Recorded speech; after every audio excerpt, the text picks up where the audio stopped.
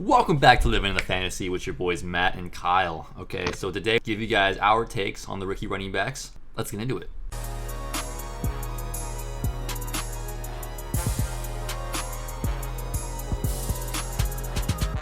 I have Clyde Edwards-Helaire number 1, as is Matt.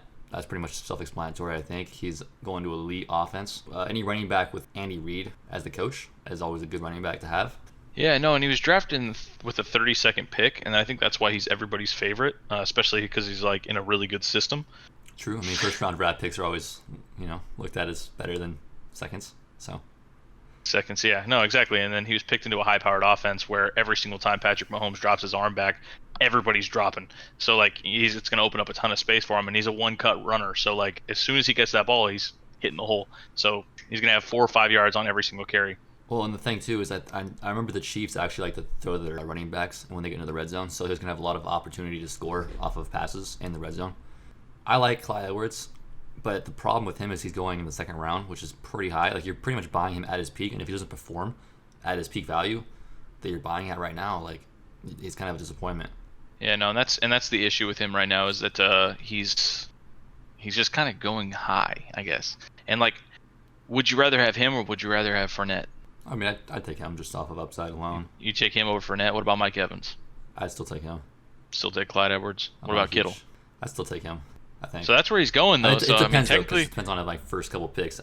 Kittle, I don't like in the second round. I'd take him in the third. I mean, I think he's a decent option for that spot. I like Fournette better. I like Kittle better. But at the same time, it's like, if you need a high-powered running back and you're willing to risk it, you might as well do it. I don't mind risking on him like in 1 or 2 drafts, but I think going all out for him and like every single draft you do might be a mistake. Yeah, if I had the 210 and 20 drafts, I'd probably do it like 20% of the time. All right, so I'm going Cam Akers number 2, and then DeAndre Swift number 3. This is where me and Matt differ because he likes Swift above Cam Akers. I like Cam Akers above Swift because I feel like he's gonna have every opportunity to become the starter. Like, who else do they have there? Malcolm Brown, I feel like the Rams just like is their second change of pace back. And then Henderson didn't show a shit last year, so I think he's just gonna be a bust. So Cam Akers, I think, is gonna be starting from week 1, and I mean it's a starting running back, and I think 5 to 6 in the like mid-tier rounds, that's not too bad. Like I'd like him above some of the players going around that area, so I actually really like Cam Akers, so that's why he's number 2. And then Swift, I also like, but I feel like he's gonna be more of the Miles Sanders type of guy, like. Last year it was Jordan Howard, and then he got injured, and then Miles Sanders came in and killed it. Miles Sanders still played a little bit beforehand, but it wasn't too much. He wasn't really that fantasy relevant. Swift is going to have some okay games, and then I think once Kerryon gets injured, that's when Swift will take off, and he'll have a strong finish on the year. So I like Swift, but just not as a starter. Like, I'd prefer him as my 3rd running back taken if I'm going to take Swift, and that's why I have them rated like that. Yeah. So I do like Swift, and I like Cam Akers, and I like Jonathan Taylor. But I think Swift's going to have a better season than Cam Akers. I really do. Cam Akers, they haven't really committed to him yet. They haven't said, Cam Akers is our guy. They're still wishy-washy. They still got the Malcolm Brown there. They still got Darrell Henderson. They still got, they got all these guys. Plus, their offense isn't necessarily something I want to be a part of anyway. It's not something I'm like super excited about. So like, while Cam Akers might be pretty good, I don't think it's worth it in that spot to draft him. You got Darren Waller, you got Russell Wilson, you got Dak Prescott, Terry McLaurin even. Like, there's just a lot of options there that I'd rather have than Cam Akers. But Swift is going around like the same spot. Swift is going in the same spot, but I think it's a different story with Swift. I think he's going to get the lead back role immediately. I think that they drafted him to start him. They drafted him at the 35th pick, and that's a team that needs a lot of stuff. But they went with DeAndre Swift because he's their guy. So like, that's just my opinion on the situation. Like, they like Swift. Cam Akers was taken with the 52nd pick. That's a little less draft capital, and that could mean that they want to kind of work him in slowly. I think he's going to be the Miles Sanders last year. I don't know. I feel like sometimes we look too much into the picks, and like maybe we do, like, because Antonio Gibson got taken with the 66th. Yeah. But still, I think that at that spot, it's just like, I don't like it. The only way I see Swift doing better than Cam Akers on the year is just off of the end of the year. Like, if he has like 5 games at the end of the year where he just blows up like monster weeks, week after week after week, then I can see him maybe outproducing Cam Akers if Cam Akers doesn't perform that good. Maybe he's the like David Montgomery this year, where he's going to have a lot of volume. He's just not going to do shit with it. So, I mean, I can see that, but I think I'm placing my bets on Cam Akers. Yeah, And so we're going to do a water bet on that shit. Yeah, there's a water bet going. I mean, we're stealing something from the fantasy footballers? Yeah, fantasy footballers. Yeah. We're stealing something from them. We're doing a water bet. We got to bet on this one. Because we've been going back and forth on this one for the past several weeks, and we cannot seem to Agreed. Get our heads in the same spot. We're going to go off of the fantasy points that they have at the end of the year, and Cam Akers is going to win. So, as long as if that's what you say, my man. Anyway. So Jonathan Taylor, I have him at 4. You have him at 2. I just don't think he's going to start right away. I don't think he's going to start over Mac. I think as a GM, it would be so smart to draft a running back that you're going to have for the future, and then just not pay Mac, because Mac's on like his last year, right? So just use him into the ground and then let him go. And I think that's kind of their plan. I still think Jonathan Taylor's going to get some playing time. Obviously, it's going to be the 1-2 punch combo, And I think there's going to be weeks where Jonathan Taylor outproduces Mac, but it's just going to be such a fucked up backfield in a way. Like, you're just going to not know who's your star, and it's just going to be like, are either of them relevant this week? The only way I see Jonathan Taylor working out and you being happy with it is if Mac gets injured. And I don't want to place that bet on a 4th round. You're taking Jonathan Taylor in the 4th round, and it's way too high for me. There's plenty of guys around there that I like better. Like, even like Robert Woods, he's going around there. Well, we were talking about Mark Ingram. Mark Ingram as well as somebody I'd probably take above Jonathan Taylor. Yeah, and these are guys that are going to outproduce Taylor. So it's like, why? It doesn't make any sense to me. The 4th round. I agree with you on like where he's being drafted. I don't agree with you on his production. I think that I think that what you're saying makes sense in theory. Like, oh yeah, just beat up Mac, let Mac take the carry, whatever. But they drafted Jonathan Taylor to start as well, and I think that's what this year was about, is drafting these running backs to start. And this team's went out and they grabbed those running backs. So Jonathan Taylor, he's just an all-around better running back than Mac. So like, why not start him immediately if you're trying to win? If they're just trying to tank and who cares about the season and whatever, we need to have somebody fill the spot, then of course they're going to play Marlon Mack, because they don't, he's not going to the future. But I don't think that's the case. I think they're going for the dub. They want Phillip Rivers to take their team to the championship. But I mean, if Mac was a 1,000-yard rusher, 8 TDs last year, I believe, so it's like he didn't perform like shit at all. Like, if he was a shit player, like, for sure. I mean, you're starting Jonathan Taylor, But Mac is a pretty decent running back, Well, yeah, and Mac's not a slouch. I get it. He's not somebody just to pick over, like, whatever. But like, Jonathan Taylor is a beast. He's an absolute beast. And once they figure out that he's an absolute beast, then whatever. And you can grab, like, what I've been doing in these drafts. Pretty much every single draft that I've done on Yahoo or whatever, every single time I grab running back, like all the way deep, because there's so many wide receivers later that you can capitalize on. I mean, I guess you could say the same thing about running backs or whatever, but it's just like, there's a lot of this year it's like there's a deep pool. There's a lot of running backs I like to take a shot on later on. Like, I like taking a shot on Jordan Howard. I like taking a shot on Marlon Mack, because I think if he is a starter like I predict, then he might be more relevant than Taylor even. So I don't mind where he's going. It's almost like a free shot. I like the receivers at the mid-tier value, like 4 or 5. Like, those are like some good receivers around there. And that you're not wrong. Kind of Terry falls off McLaurin, bro. Eventually. Yeah, Terry McLaurin, dude. Terry McLaurin, Jarvis in the 6th, like some DJ solid. DJ Chark in the 6th, yeah. It's like, that's money. Yeah. So moving Whereas on. I think you're overpaying. You're overpaying for somebody like Allen Robinson in the 4th. So yeah. Yeah. Then moving on, we both agreed from here on out. J.K. Dobbins. I like Dobbins as a handcuffed. We haven't even talked about Dobbins yet. Damn. And I like him as a handcuff. I mean, Mark Ingram's like, 30 years old now. I mean, he gets injured. J.K. Dobbins is the league winner at this point, because he's just going to get all the reps, right? I think that J.K. Dobbins has a role. Like, he has a role on the team, and I think he's going to actually play. I don't think it's going to be like a substantial role, but I think, like you were saying, as the year progresses, I think he's gonna take over. Yeah, he might take be over like the Mark Ingram role. Yeah, I think you're just hoping for an injury for the most part, though. Yeah, I'm not really drafting him though right now. Like, I'm not touching him at all. I'm not touching, because I'm grabbing Evan Ingram or Ronald Jones instead. Honestly, I don't even like Ronald Jones, and I'm grabbing Ronald Jones instead. But most likely, I'm grabbing a receiver in the 6th round. So. All right, my favorite running back of the draft, Zack Moss, baby. We have a Moss right here. The Moss family. They're going to produce for us. Moss family, yeah. Zack Moss is going around 10 to 11. I think that's perfect value for him. He's basically free. I think Singletary, like, while he might be starting and we think he's going to start, I don't think he's necessarily made for that. I think he's more of a 3-down back, kind of receiver back type of guy, change the pace guy. Whereas Zack Moss is going to be the guy that gets all the touchdowns. They're going to get to the red zone. They're going to punch it in with Zack Moss. I feel like Singletary is going to be very frustrating on the year. I don't think he's going to get enough touchdowns to be super viable.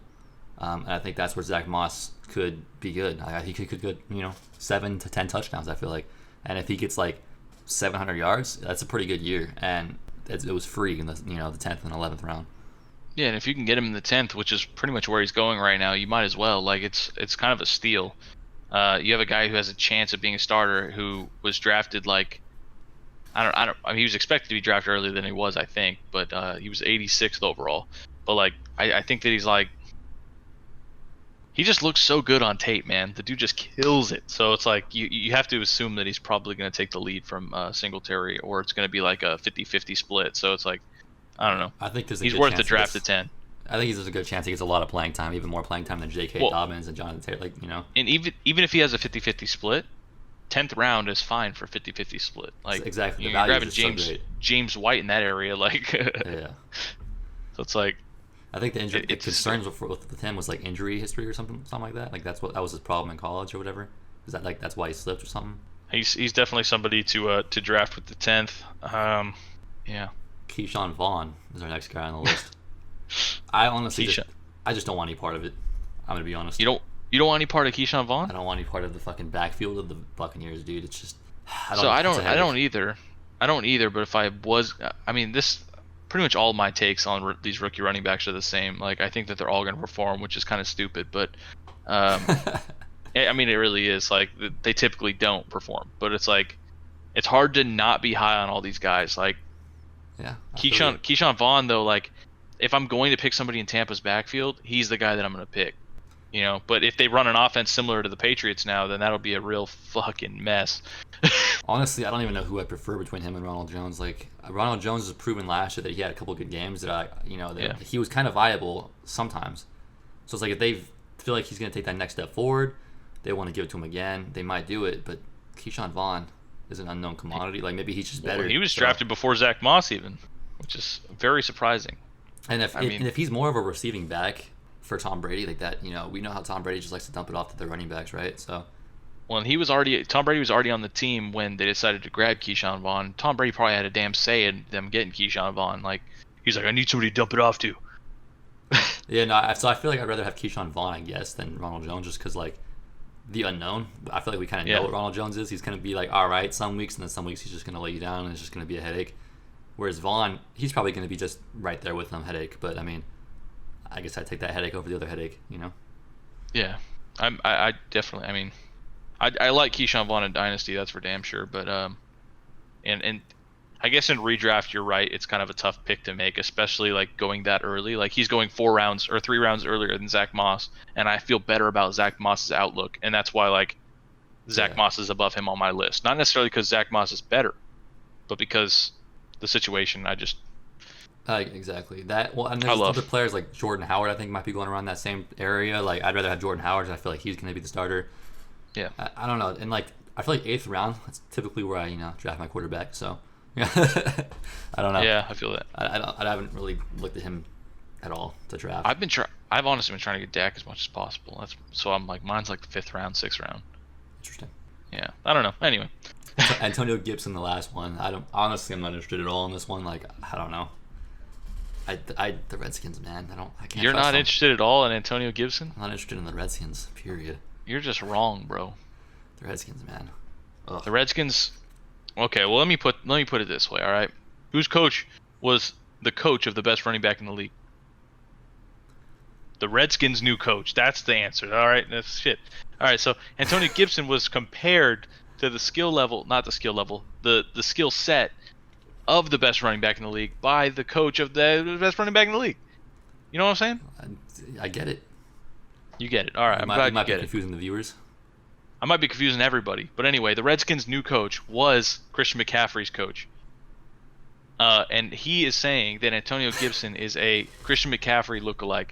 He drafted him with the 66th pick in the draft in the 3rd round when the Redskins have needs out the ass. There was tons of safeties on the board. There was tons of cornerbacks on the board. There was tons of elite players on the board, and he went with Antonio Gibson. He wants this dude to do everything, bro. He's gonna get receptions. He's gonna get rushes. He's gonna be all over the damn field. I mean, he could be like the new Chris Thompson. You know, back in the day, Chris Thompson was viable for a while. You know, I don't know. Yeah, but I think he's more than Chris Thompson. He's a different kind of player than Chris Thompson. Well, yeah, he's got ability on the ground. He's got ability through the air. I feel like Chris Thompson only really had ability through the air. I mean, I guess in the 14th round, fuck, you might as well take a shot. You know, like if I mean, well, it's not a bad he's option. now, on average, he's now going in like the 11th round, dude. Yeah, he's moving up.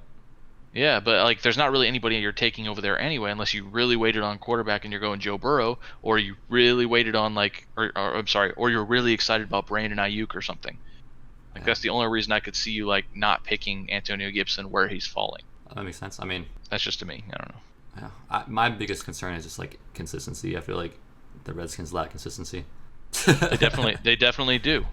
I That's like a consistent fact. players, so I don't know. Yeah, and if you like consistency, then by all means. But I mean, like I said, it's free. It's a good value. Yeah.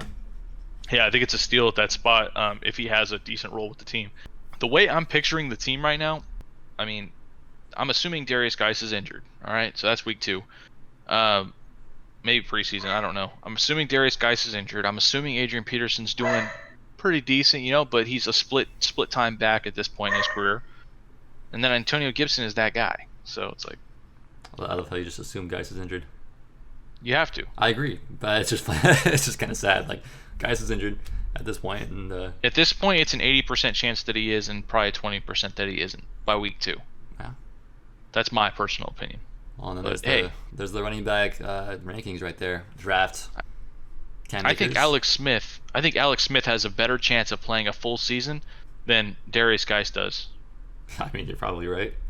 Yep. At this point. Hot take. Hot take right here. You heard it here, folks. All right, what were we saying? I was saying, all right, you heard it here. Draft Cam Akers. Oh, yes. You know, draft DeAndre Swift. That's my number one in that. So, even though I have Clyde Edwards-Helaire and Jonathan Taylor above DeAndre Swift is my number one guy to draft because of where he's going. Yeah. Take that man. You see that man down there? Take him as your third running back. Go for it. And that's how I am. Cam Akers is my number one pick just because where he's going, opportunity, I feel like it's going to be there. That's my guy that I'm trying to get.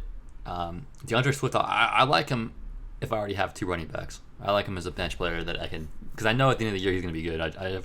He's going to be Miles Sanders. That's my prediction. He's literally Miles Sanders. The exact same thing that happened to him. So. And that's rookie running backs for you guys. That's the roundup right there. And that's the roundup. All right, that's the running back rankings. Like, subscribe, and we'll see you all in the next episode.